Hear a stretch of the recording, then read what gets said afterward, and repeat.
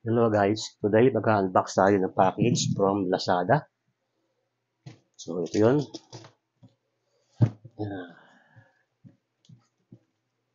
So binili ko to dahil matagal ko lang gustong bilhin tong gear na ito for videography use. Ito ay isang camera gimbal.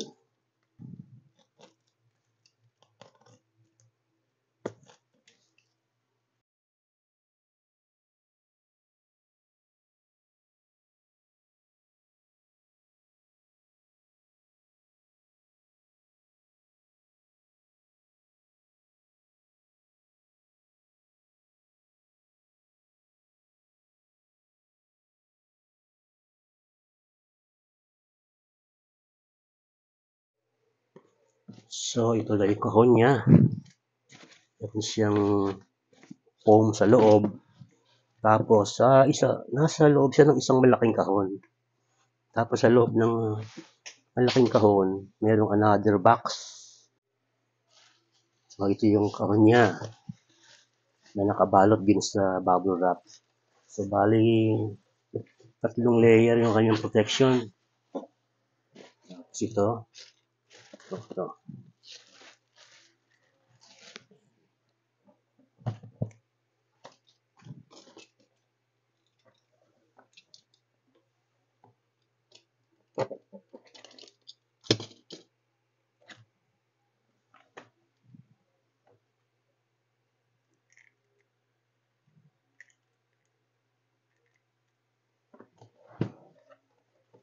So here is the contents. Alamin natin kung ano to. Mayroong box dito na wala namang laman. Empty. Siyempre hindi mawawala yung manual. Tapos meron ditong isang box. Box din.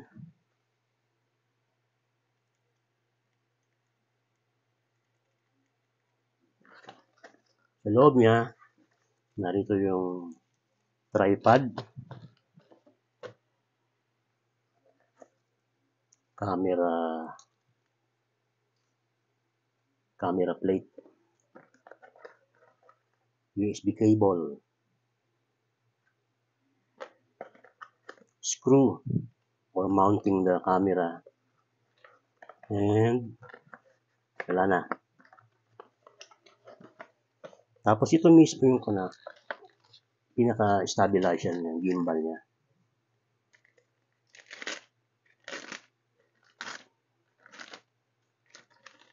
So ganito siya inilagay sa kahon.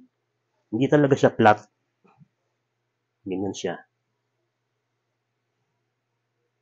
Meron siyang NATO rail plate dito. Mukhang non-removable siya. USB-C charging port.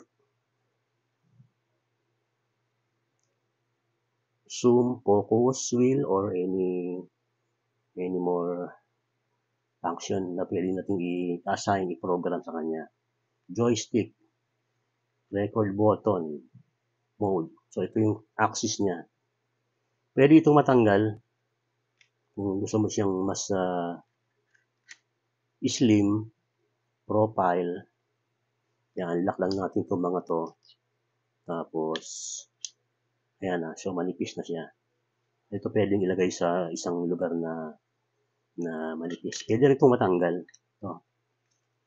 Yan, lock lang natin. Tapos, pwede rin tanggalin. Siyempre, i-unlock natin. So, pwede siyang ma-dismantle for compact storage kapag tayo bibiyahe.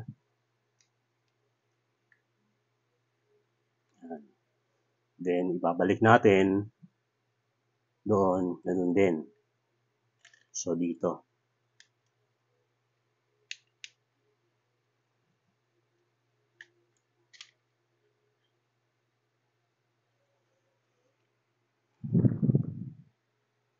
Okay, so legit itong nabili ko, hindi ako na-scam.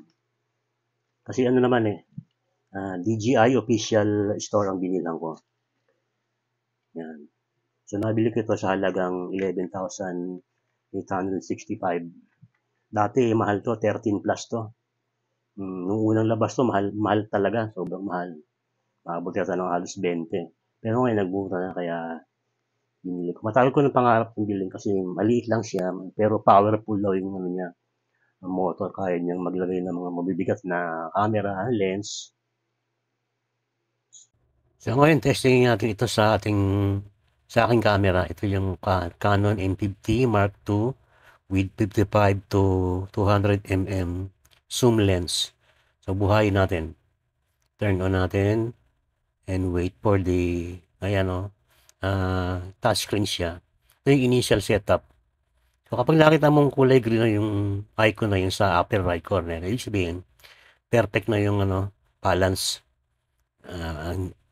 Okay, so gagawin natin ngayon is i-calibrate natin yung motors para mas maayos yung kanyang balance.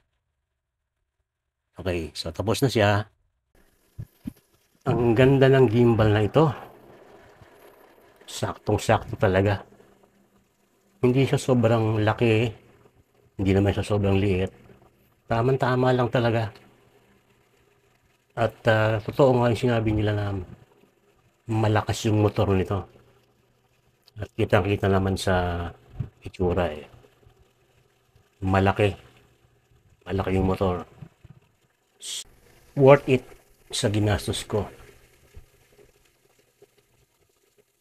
Malakas talaga siya.